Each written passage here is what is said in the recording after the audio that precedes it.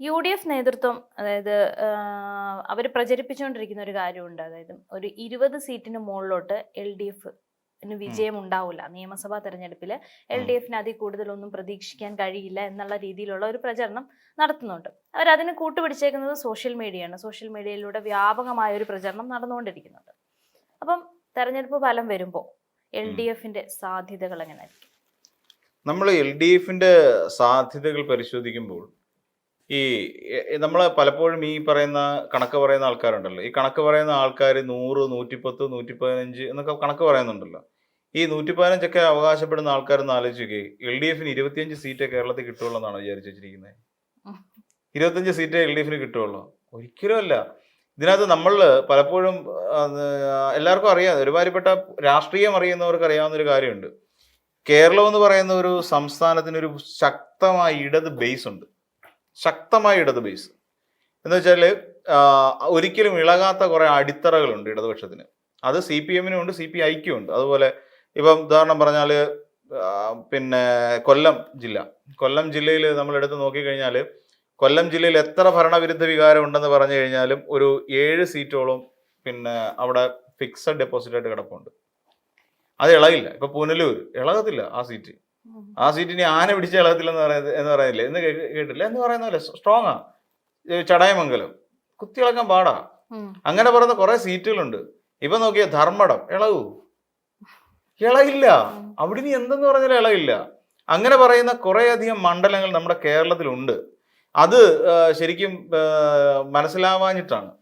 കാരണം ഈ UDFനാണെങ്കിൽ പോലും UDFന് അറിയാമത് അതൊരു സ്ട്രോങ് ബേസ് ആണ് എന്നെല്ലാവർക്കും അറിയാം. ഇപ്പൊ നമ്മൾ കണക്കെടുത്ത് പരിശോധിക്കുകയാണെന്നെങ്കിൽ കൃത്യമായി പറഞ്ഞാൽ ഒരു 50 സീറ്റ് കണ്ണും പൂട്ടി ഇടതുപക്ഷത്തിന് കിട്ടും. കണ്ണും പൂട്ടി. അതായത് കേരള കോൺഗ്രസ് അടക്കമുള്ള ഘടകകക്ഷികൾ ഇല്ലാതെയാണ് പറയുന്നത് 50 സീറ്റ് കണ്ണും പൂട്ടി നേടാൻ കഴിയുന്ന ഒരൊറ്റ പാർട്ടിയേ ഉള്ളൂ ഇന്ന്. അത് CPM ആണ്, ഇടത് പാർട്ടിയാണ്. ആ ഇടത് പാർട്ടിക്ക് കണ്ണും പൂട്ടി നിന്ന് ചെയ്യാം. അപ്പൊ ഒല്ലൂർ എന്ന് പറയുന്ന മണ്ഡലം K. രാജനാണ് മത്സരിക്കുന്നത്. ഒല്ലൂർ ഇളകത്തില്ല. അവിടെ K. രാജന്റെ പാർട്ടി കോട്ടയ. ഇപ്പൊ കണ്ണൂർ നമ്മൾ തളിപ്പറമ്പ് പിന്നെ മട്ടന്നൂർ എന്നൊക്കെ നമ്മൾ പറയുമെങ്കിലും ഇതെല്ലാം ശരി തന്നെ. ഇതെല്ലാം അതൊക്കെ കണ്ണൂരിലെ സ്ട്രോങ് ഹോൾഡ് ആയിട്ടുള്ള ഏരിയ ആണ്. ആ ഭാഗങ്ങളിലൊക്കെ എന്ന് വെച്ച് കഴിഞ്ഞാൽ ഒരു കാരണവശാൽ അവിടുത്തെ ഞാൻ ഇതിനു മുമ്പ് പറഞ്ഞിട്ടുണ്ട്, അവിടുത്തെ ആൾക്കാർക്ക് പോളിംഗ് സ്റ്റേഷനിലേക്ക് പോയി കഴിഞ്ഞാൽ ഒറ്റ ചിഹ്നം അവർക്ക് അറിയൂ. അരിവാൾ ചുറ്റിക എന്ന് പറയുന്ന ഒരു ഒറ്റ ചിഹ്നത്തെ മാത്രമേ അവർ കാണുന്നത്, അത് മാത്രമേ ഉള്ളൂ. ഇപ്പുറത്ത് TK ഗോവിന്ദനാണോ, ശ്യാമള ടീച്ചറാണോ, ശൈല ടീച്ചറാണോ ഒന്നും അവർ നോക്കത്തില്ല. അവരുടെ കയ്യിലേക്ക് മറ്റേ EVM കിട്ടിക്കഴിഞ്ഞാലോ അല്ലാന്നുണ്ടെങ്കിൽ ബാലറ്റ് പേപ്പർ കിട്ടിക്കഴിഞ്ഞാൽ അവരുടെ കണ്ണിൽ വരുന്ന ഒരൊറ്റ ചിഹ്നമേ ഉള്ളൂ, ഈ പറയുന്ന അരിവാൾ ചുറ്റിക എന്ന് പറയുന്ന ഒരൊറ്റ ചിഹ്നം. ഇതിനപ്പുറത്തേക്ക് വേറൊരു ചിഹ്നത്തെ കുറിച്ച് അവർ ചിന്തിക്കുന്നില്ല. പിന്നെ അതുപോലെ കമ്മ്യൂണിസത്തിന് വേരോട്ടമുള്ള ഒരു മണ്ണാണ് ആലപ്പുഴ എന്ന് പറയുന്ന മണ്ണ്. ഈ ആലപ്പുഴ മണ്ണിലും ഇത് തന്നെയാണ് സംഭവം. ഇവിടെയും ഈ പറയുന്ന പോലെ അവർക്ക് ചിഹ്നമാണ് ഏറ്റവും വലുത്. കാര്യം ആലപ്പുഴ എന്തുകൊണ്ട് പറയുന്നത് വെച്ചാൽ നമുക്ക് പുന്നപ്ര വയലാർ സമരം നടന്നൊരു ഭൂമികയാണ് ആലപ്പുഴ എന്ന് പറഞ്ഞാൽ. അപ്പോൾ ആലപ്പുഴയിലും ഇതിന് ശക്തമായ വേരോട്ടമുണ്ട്. കൊല്ലം ജില്ലയിൽ ശക്തമായ വേരോട്ടമുണ്ട് ഇടത് പാർട്ടികൾക്ക്. ഇപ്പം നാളെ ഒരു ഘട്ടത്തിൽ RSP എന്ന് പറയുന്ന ഒരു രാഷ്ട്രീയ പാർട്ടി ഇപ്പൊ നിൽക്കുന്ന ഷിബു ബേബി ജോണിന്റെ RSP ഇവിടേക്ക് ഇടതുപക്ഷത്തേക്ക് കയറാൻ ഒരു നീക്കം നടത്തിയാൽ RSP ഒന്നും നോക്കണ്ടെന്നേ. RSPക്ക് കൊല്ലത്ത് ധൈര്യമായിട്ട് അവർ പറയുന്ന സീറ്റിൽ നിന്ന് മത്സരിച്ച് വിജയിക്കാം. ഇപ്പൊ കൊല്ലത്ത് RSPയെ സംബന്ധിച്ചിടത്തോളം ഒരു പ്രശ്നമുള്ളതെന്ന് വെച്ചാൽ പ്രോബ്ലമായിട്ട് ഇരിക്കുന്ന പിന്നെ കുന്നത്തൂരാണ്. ആ കുന്നത്തൂര് ഇപ്പം ഉല്ലാസ് കോവൂരാണ് അവിടെ മത്സരിക്കുക. അവർ അളിയനോ ഉല്ലാസ് കോവൂരും കോവൂർ കുഞ്ഞുമോനും അവർ ബന്ധുക്കളാണ്. അപ്പം ഇവരാണ് അവിടെ കുന്നത്തൂര് മത്സരിക്കുന്നത്. അപ്പൊ കുന്നത്തൂര് മത്സരിക്കുമ്പോൾ അവിടെ RSP വേറെ എല്ലാമാണ് കിട്ടുന്നത്. കോവൂർ കുഞ്ഞുമോന്റെ RSPക്കാണ് അവിടെ കിട്ടുന്നത്. ഉല്ലാസ് കോവൂരിന്റെ RSPക്ക് കിട്ടുന്നില്ല. ഇത് വന്നു കഴിയുമ്പോൾ ഗുണം എന്താ? കുന്നത്തൂര് കിട്ടുകയാണ്, ചവറ കിട്ടുകയാണ്, പിന്നെ ഇരവിപുരം അവർ പറയുന്ന സീറ്റ് കിട്ടുകയാണ്. ഇരവിപുരം ഇപ്പം നൗഷാദ് തന്നെയാണ് ഇരവിപുരം. ആ സീറ്റ് ഇളകാത്തൊരു സീറ്റാ ഇരവിപുരം. കുത്തിയിളക്കി ഇളകത്തില്ല എന്ന് പറയുന്ന പോലെ ശക്തമായ വേരോട്ടമുള്ള മണ്ഡലങ്ങൾ 50 എണ്ണമാണുള്ളത്. ഇടതിന്റെ ഏറ്റവും വലിയ ബലമാണ് 50 എണ്ണം കുത്തിയിളക്കിയാൽ ഇളകാത്ത അവസ്ഥ നിൽക്കുക. ഇനി അതിന്ന് കൂടത്തേ ഉള്ളൂ. അതാണ് ഈ പറയുന്ന ഫിക്സഡ് ഡെപ്പോസിറ്റ് എന്ന് പറയില്ലേ. നമ്മളിപ്പോ ഒരിടത്ത് ഒരു 500 രൂപ FD ഇട്ട് കഴിഞ്ഞാൽ നമ്മൾ കൊടുക്കുന്നതെല്ലാം പിന്നീട് 500ന്റെ മേളിലോട്ടേ വരുള്ളൂ എന്ന് പറയുന്ന പോലെ ഇനിയും ഒരു സീറ്റ് കിട്ടിയാൽ 51 ആവുക എന്ന് മാത്രമേ ഉള്ളൂ. അപ്പൊ ഇവർ കണക്കാക്കി വെച്ചിരിക്കുന്നതിനകത്ത് പല ഈ CPM-ന്റെ തന്നെ ഇപ്പം മണലൂര് കണക്കാക്കിയിട്ടില്ല. രവീന്ദ്ര മാഷും TN പ്രതാപനുമാണ്. ശക്തമായ മത്സരമാണ് മണലൂർ നടക്കുന്നത്. അതിശക്തമായ മത്സരം. അപ്പം ആ മത്സരം നടക്കുന്നിടത്ത് രവീന്ദ്രൻ മാഷിന് കുറച്ച് പ്രാധാന്യം കിട്ടാനുള്ള സാധ്യതയുണ്ട്. അപ്പം അത് കൂട്ടിയിട്ടില്ല, അത് ഒഴിവാക്കി നിർത്തിയിട്ടുണ്ട്. പിന്നെ അങ്ങനെ തുടങ്ങി കുറേയേറെ മണ്ഡലങ്ങൾ ഇതിനകത്ത് മാറ്റി നിർത്തി കഴിഞ്ഞു കഴിഞ്ഞാലും 50 സീറ്റ് ഫിക്സഡ് ഡെപ്പോസിറ്റ് കിടക്കുന്ന ഒരേ ഒരു പാർട്ടി ഉണ്ടെങ്കിൽ അത് CPM ആണ്. അപ്പൊ പിന്നെ വരുന്ന പാലാ വരുന്നുണ്ട്, കടുത്തുരുത്തി, കേരള കോൺഗ്രസിന്റെ മണ്ഡലങ്ങൾ വരുന്നുണ്ട്, ജോസിന്റെ, പിന്നെ കൊല്ലത്ത് തന്നെ അടുത്ത് കിടക്കുന്ന പത്തനാപുരം KV ഗണേഷ് കുമാർ. മത്സരം കടുത്തതാ, നല്ല മത്സരമാണ് നടക്കാൻ പോകുന്നത്. അതായത് ജ്യോതികുമാർ ചാമക്കാലയും പിന്നെ ഗണേഷ് കുമാറിന് എതിരായിട്ട് ഉയർന്നു വന്ന വൈഫ് കൊടുത്ത ഒരു പരാതി, ഇതിനു മുൻപ് മറ്റേ വൈഫ് ആദ്യത്തെ ഭാര്യ കൊടുത്ത സമയത്ത് പോലും ഇത്രയൊന്നും വലിയ പ്രശ്നമൊന്നും ഉണ്ടായില്ല. അപ്പം ഇത്തവണ അതിനെ വലിയൊരു വിഷയമാക്കി ഉയർത്തി കാണിച്ചുകൊണ്ട് തെരഞ്ഞെടുപ്പ് എടുത്തപ്പോൾ അതിനെ വലിയൊരു വിഷയമാക്കി ഉയർത്തി കാണിക്കുകയും പിന്നീട് അത് കെട്ടടങ്ങുകയും ചെയ്തു.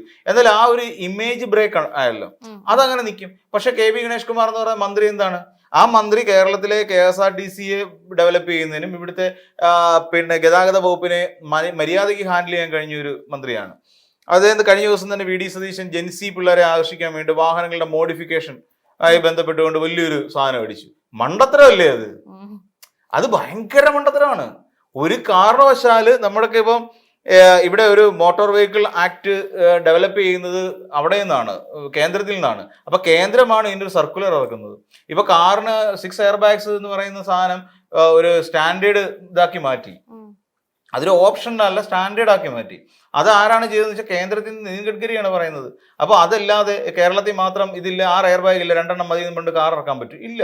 ഇതിന്റെ മോഡിഫിക്കേഷനുമായിട്ട് ബന്ധപ്പെട്ടുള്ള എല്ലാ നിയമങ്ങളും അവരാണ് ചെയ്തിരിക്കുന്നത്. പിന്നെ ഇതിന്റെ ഫൈൻ അടക്കമുള്ള കാര്യങ്ങളിൽ തീരുമാനമെടുക്കുന്നത് മാത്രം സംസ്ഥാന സർക്കാരിന്.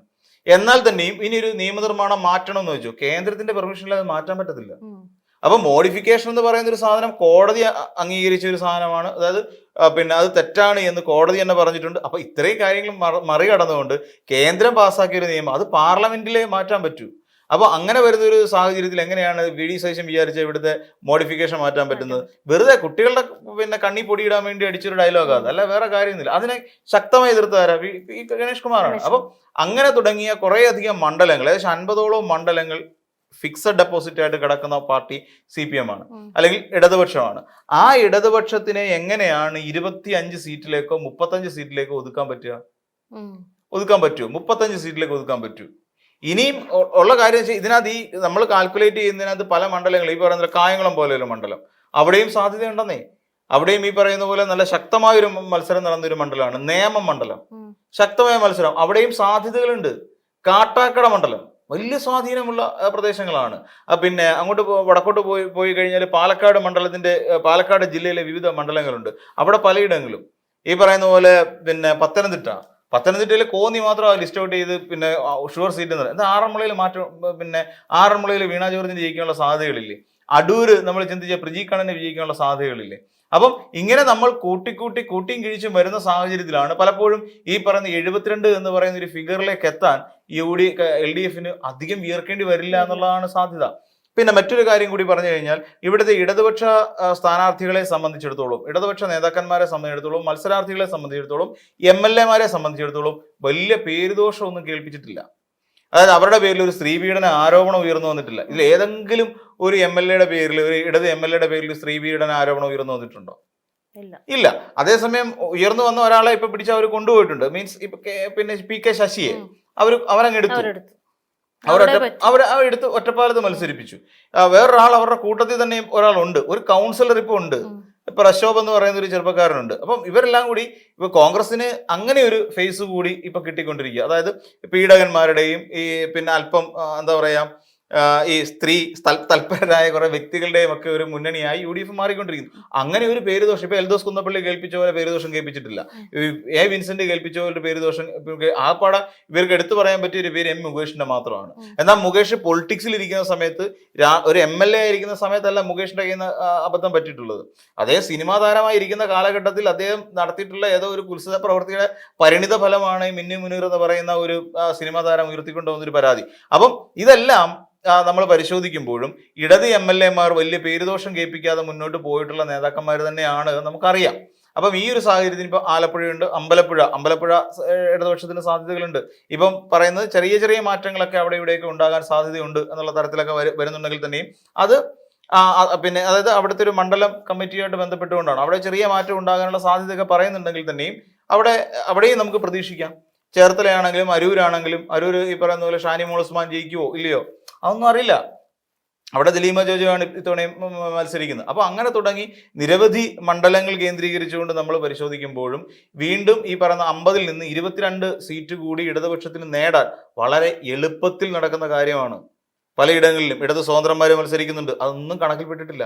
അവരെ എല്ലാം കൂടെ ഉൾപ്പെടുത്തി ചിന്തിക്കുമ്പോൾ സ്വാഭാവികമെന്നോണം 72 എന്ന് പറയുന്ന ഒരു ഫിഗറിലേക്ക് എത്തിച്ചേരുക ഇടതുപക്ഷത്തെ സംബന്ധിച്ചിടത്തോളം വളരെ നിസ്സാരമായ കാര്യമാണ്. കാരണം ഇവിടെ വിളിച്ചു പറയാൻ, സർക്കാരിനെ സംബന്ധിച്ചിടത്തോളം വിളിച്ചു പറയാൻ ജനക്ഷേമ പ്രവർത്തനങ്ങളുണ്ട്, വികസന പ്രവർത്തനങ്ങളുണ്ട്, അതോടൊപ്പം തന്നെ സാമൂഹ്യ സുരക്ഷാ പെൻഷനുകളുണ്ട്. അങ്ങനെ തുടങ്ങി നിരവധി ഉദാഹരണങ്ങൾ സർക്കാരിനടുത്ത് ഇടതുപക്ഷത്തിന് ഉയർത്തി കാണിക്കാനുണ്ട്. പ്രകടന പത്രികയിലുള്ള 99% കാര്യങ്ങളും പിന്നെ നടപ്പിലാക്കിയ ഒരു സർക്കാർ അല്ലെങ്കിൽ ഒരു മുന്നണിയാണ്. അതേസമയം ഇന്ദിരാ ഗ്യാരണ്ടി എന്ന് പറഞ്ഞിട്ട് ആരെ പ്രൊട്ടക്ട് ചെയ്യാൻ വേണ്ടിയിട്ടാണ് ഇവിടെ UDF ശ്രമിക്കുന്നത് നമുക്കറിയില്ല. എങ്കിൽ തന്നെയും അവരെ വിശ്വാസത്തിലെടുക്കാതെ ഇടതുപക്ഷത്തെ വിശ്വാസത്തിലെടുക്കാൻ വേണ്ടിയിട്ട് ജനങ്ങൾക്ക് എന്തൊക്കെ കൊടുക്കാൻ കഴിഞ്ഞിട്ടുണ്ടോ അതെല്ലാം കൊടുക്കാൻ ഇടതുപക്ഷത്തിന് കഴിഞ്ഞിട്ടുണ്ട്. അതുകൊണ്ടാണ് ഈ 50 സീറ്റ് എപ്പോഴും FD കിടക്കുന്നു എന്ന് പറയുന്നത്. അതോടൊപ്പം ഇനി ഒരു കേവല ഭൂരിപക്ഷത്തോടു കൂടി ഇപ്പൊ ഇന്റലിജൻസിന്റെ റിപ്പോർട്ട് വരുന്നതും അങ്ങനെ തന്നെയാണ്. അപ്പം ഇതെല്ലാം കൂടി വരുമ്പോൾ ഒരു 78 സീറ്റിൽ എങ്ങനെ വന്നിരുന്നാലും ഇടതുപക്ഷം ജയിക്കും. അത് തുടർഭരണത്തിലേക്ക് എത്തുമെന്ന് തന്നെയാണ് എനിക്ക് തോന്നുന്നത്.